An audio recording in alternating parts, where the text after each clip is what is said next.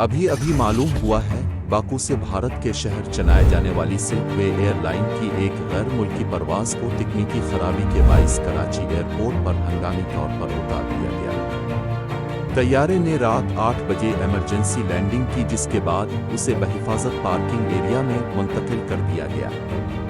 پرواز بھارتی فضائی حدود میں بحیرہ عرب کے قریب پرواز کر رہی تھی کے دوران پرواز اچانک طیارے میں فنی خرابی پیدا ہو گئی۔ پائلٹ نے فوری طور پر کراچی ایئر ٹریفک کنٹرول سے رابطہ کیا اور ہنگامی لینڈنگ کی اجازت طلب کی۔